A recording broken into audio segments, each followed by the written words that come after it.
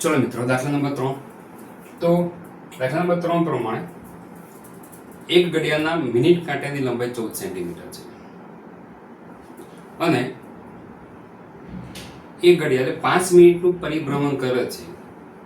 એ સમય દરમિયાન તેને કેટલો ક્ષેત્રફળ આવરી લે છે એ શોધવાનું છે. એક સિમ્પલ રફ આકૃતિ જોઈ લઈએ. દાખલા નંબર 3, ઘડિયાળનો ડાયલ. માની લે કે આ 14 સેન્ટીમીટર એ તેની ત્રિજ્યા છે અને 5 મિનિટમાં એને આ કેટલું ક્ષેત્રફળ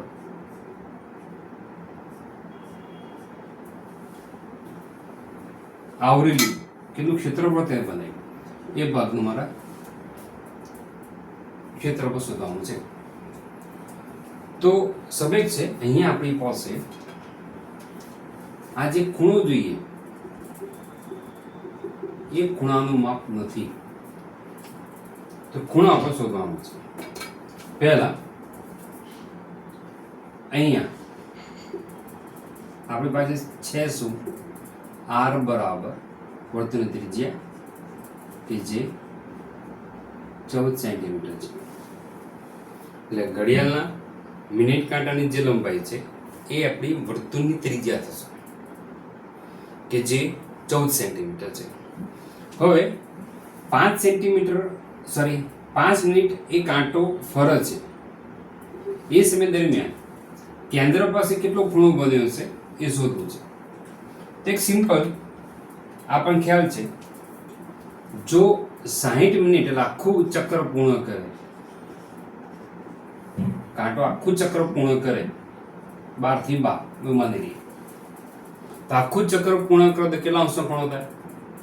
યસ, 360 અંશનો ખૂણો થાય. તો 60 મિનિટમાં જો 360 અંશ માપ થતું હોય તો 5 મિનિટ પોતે પરિભ્રમણ કરે એ સમય દરમિયાન કેટલો ખૂણો બને એ જોઈ દઈએ આપણે. તો ક્રોસ ગુણાકાર અને ત્રિરાશી કહેવાય. 5 ગુણ્યા 360 ભાગ્યા 60, 4 4 36, 6 5 30, થીટા બરાબર 30 અંશનો ખૂણો આપણી પાસે બને. કે હવે આપણી પાસે થીટાનું માપ છે. આ તો ઓલરેડી આપણી પાસે છે જ. આ જે ભાગ થઈ ગયો એ ભાગ કયો કહેવાશે? લઘુવૃત્તાંશ. તો લઘુવૃત્તાંશનું ક્ષેત્રફળ શોધવા માટે સૂત્ર કયું? પાઈ r સ્ક્વેર થીટા અપોન 360. સૂત્ર લખી દઈએ. સૂત્ર પાઈ r સ્ક્વેર થીટા અપોન 360. પાઈની કિંમત 22/7, r કે જે આપણે 14 છે એટલે 14 ગુણ્યા 14, થીટા કે જે આપણે શોધ્યા 30 છે ભાગ્યા 360 કરતશે 12 × 36, 7 × 2 14, 2 × 6 12, 2 × 7 14, 2 × 3 14. અંશમાં ક્યાંય છે ઉતાર છે નહીં. અંશનો જે કોઈ ભાગ છે એ ભાગનું સાદુરૂપ, અંશના ભાગનું સાદુરૂપ મતલબ તેનો ગુણાકાર. 22 × 7 બીજું કશું દેખાતું છે નહીં. તો 22 × 154 છેદમાં ખાલી 3 જ છે એટલે 3 એકમ સેમી છે માટે સેમી સ્ક્વેર. તો 5 મિનિટમાં ઘડિયાળનો કાંટો 154/3 સેમી સ્ક્વેર જેટલું તે ક્ષેત્રફળ આવરી લેશે. આનો મતલબ એવો થયો. તો કે તો સિમ્પલ દાખલો છે. હવે આપણે દાખલા નંબર 4 તરફ આગળ વધીશું.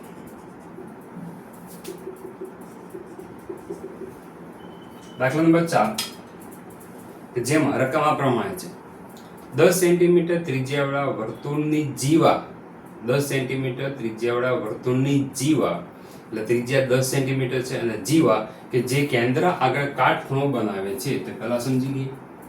તો વર્તુળ, આ જીવા, વર્તુળનું કેન્દ્ર ઓ કહી દઈએ. OA અને OB એ તેની ત્રિજ્યા કહી દઈએ. તો 10 સેન્ટીમીટર વર્તુળની ત્રિજ્યા છે અને કેન્દ્ર પાસે જીવા તે કાટખૂણો બનાવે છે. તો અહીંયા r બરોબર કેટલા થયા? 10 સેન્ટીમીટર. કેન્દ્ર પાસે બનતો ખૂણો એટલે થીટા કે જે કેટલો થયો? 90 અંશ થયો. આટલો આપણે કહી દઉં છું. તો આગળ તમને શું કહેવામાં આવે છે? તો તેને અનુરૂપ લઘુ વૃત્તખંડ. મિત્રો લઘુ વૃત્તખંડ પેલા લઘુ વૃત્તાંશ શોધવું પડશે. લઘુ વૃત્તાંશમાંથી ત્રિકોણનું ક્ષેત્રફળ માઇનસ કરવું પડશે, ત્યારે તમને લઘુ વૃત્તખંડ મળશે. અને બીજો ગુરુ વૃત્તાંશ શોધો. તદુપરાંત દાખલામાં તમને પાઈની કિંમત 3.14 એવું તમને કહી દેવામાં આવ્યું છે. પાય બરોબર 3.14 લેવાના છે.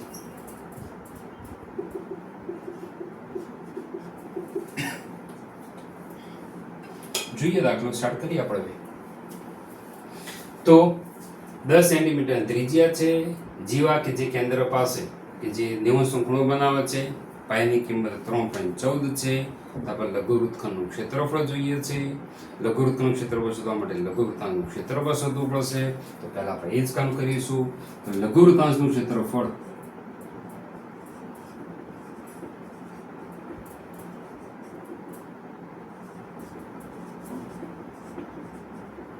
સૂત્ર કયું આવશે?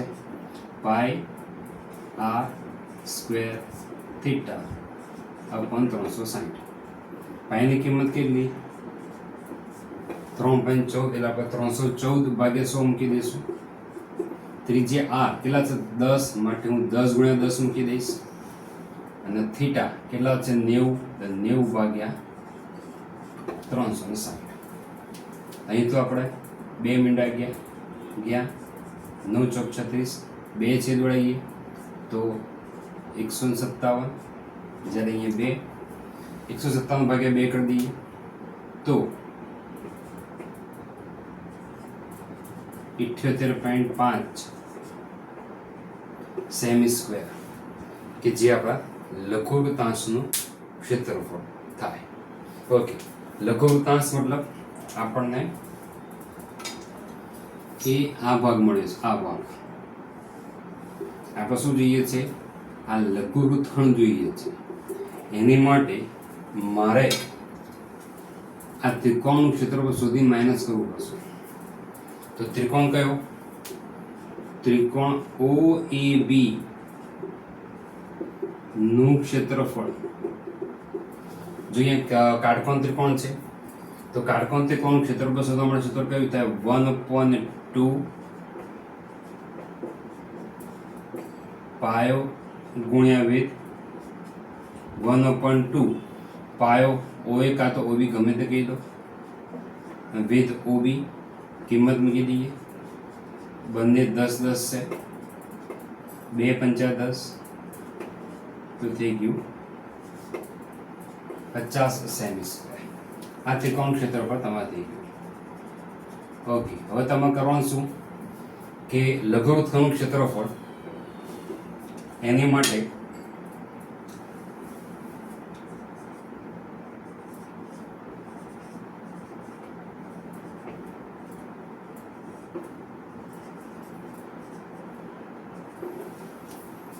કે જે લઘુ વૃત્તાંશનું ક્ષેત્રફળ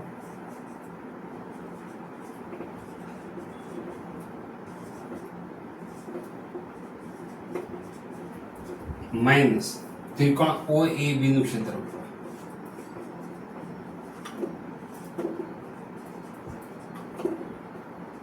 જો લઘુના ક્ષેત્રફળ પાસે કેટલું આવ્યું છે? 78.5 માઇનસ ત્રિકોણ ક્ષેત્રફળ કેટલું આવ્યું છે? 50. તો શું થશે? 28.5 સેમી સ્ક્વેર થાય. તો આ આપણને મળી ગયું લઘુ વૃત્તખંડનું ક્ષેત્રફળ. ઓકે, હવે આપણને ગુરુ વૃત્તાંશનું ક્ષેત્રફળ પણ કીધું છે. તો લઘુ વૃત્તાંશ આપણે મળી જ ગયો છે. ગુરુ વૃત્તાંશ શોધવા માટે શું કરવું પડે? એ આ ભાગ તમારો ગુરુ વૃત્તાંશ થયો. તો આખા વર્તુળના ક્ષેત્રફળમાંથી તમારે આ લઘુ વૃત્તાંશ એ માઇનસ કરવો પડશે. તેની માટે પહેલા હું વર્તુળનું ક્ષેત્રફળ શોધી દઈશ.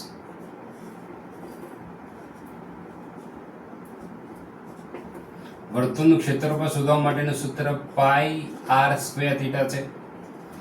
અહીંયા આપણે પાઈની કિંમત 3.14 છે, એટલે 314 ભાગ્યા 100 થશે. ત્રિજ્યા r બરોબર 10 માટે 10 × 10 મૂકી દઈશું, 2 મીંડા જશે. આથી વર્તુળનું ક્ષેત્રફળ કેટલું આવે? 314 સેમી સ્ક્વેર થશે. ઓકે, આપણે શું શોધવા જઈ રહ્યા છીએ? ગુરુ વૃત્તાંશનું ક્ષેત્રફળ. તો ગુરુ વૃત્તાંશનું ક્ષેત્રફળ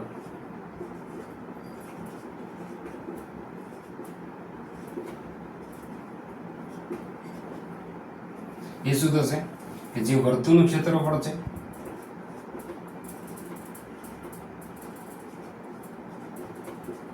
કે જેમાંથી લઘુ વૃત્તાંશ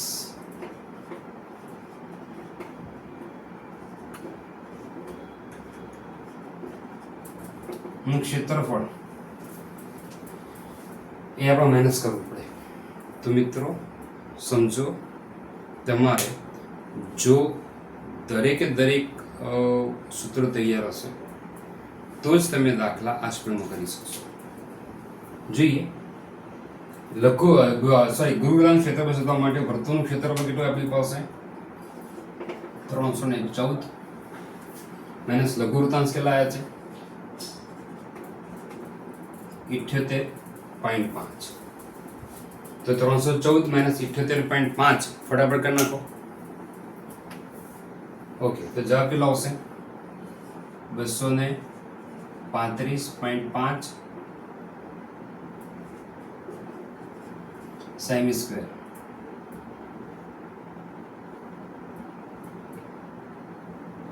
ઓકે, આ આવ્યું આપણું ગુરુ વૃત્તાંશનું ક્ષેત્રફળ.